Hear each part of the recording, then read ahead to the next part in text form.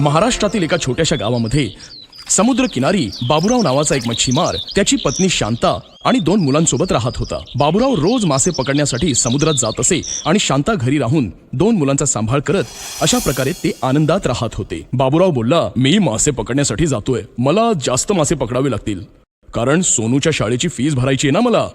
ठीक आहे, तुम्ही तुमची काळजी घ्या. जास्त लालसेपोटी आपला जीव धोक्यात टाकू नका. हो हो, तू काळजी करू नकोस, मी लवकर येईन.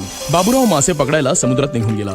जास्त मासे पकडण्याच्या लोभामध्ये बाबूराव आपली बोट घेऊन समुद्राच्या मधोमध जाऊ लागला. तेव्हा एक मच्छीमार म्हणाला, अरे भाऊ, तेथे जाऊ नका.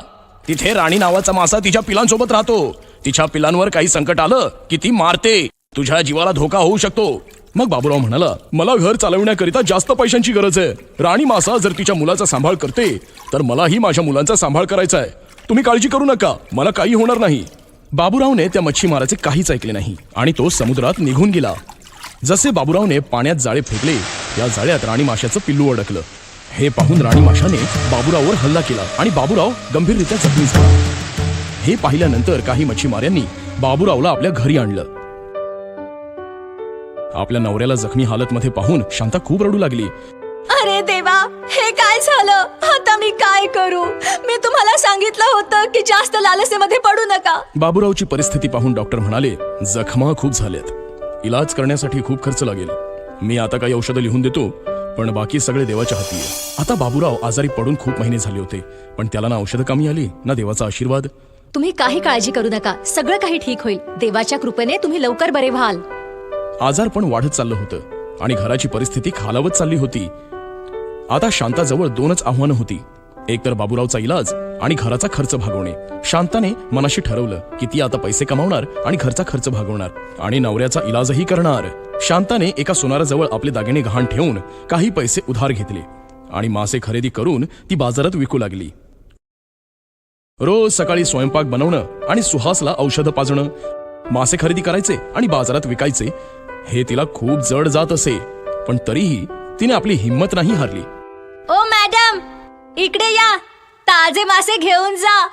या मोठ्या माशाचा काय भाव आहे?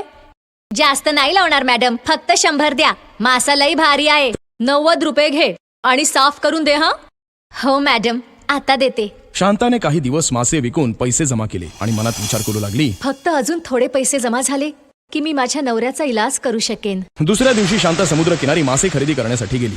तिथे तिने पाहिलं की एका मासेमाऱ्याने राणी माशांची काही पिल्लं पकडून आणली होती. शांताला समजलं की राणी मासा खूपच दुःखी आणि रागावला असेल, म्हणून तो मासा आता दुसऱ्या मच्छीमारांचं सुद्धा नुकसान करेल. त्यामुळे शांताने जमा केलेले सर्व पैसे त्या मच्छीमाराला दिले आणि माशांची पिलं लगेच विकत घेतली आणि त्या पिलांना समुद्रात परत सोडून दिलं आणि पिलं त्यांच्या आईकडे म्हणजेच राणी माशाकडे परत गेली. आपल्या पिलांना पाहिल्यानंतर सोनेरी राणी मासा खूप आनंदी झाला.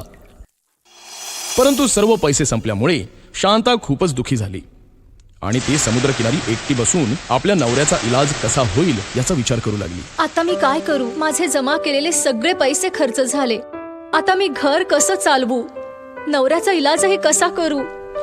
तेव्हा समुद्र किनारी राणी मासा आला आणि म्हणाला, तुझ्या दुःखाचं कारण मीच आहे बाळा. तुझ्या नवऱ्याला मीच घायाळ केलं होतं, पण इतकं सगळं झालं असतानाही तू माझ्या पिल्लांना वाचवलंस. तू खूप दयाळू आहेस आणि इमानदारही आहेस, म्हणून तुझ्यासोबत मी वाईट होऊ देणार नाही. राणी माशाने तोंडातून 3 अनमोल हिऱ्यांच्या अंगठ्या काढल्या आणि म्हणाली, या 3 अंगठ्यांमुळे तुझं जीवन सुरळीत होईल, कारण तुझ्या मनात काहीही लालसा नाहीये.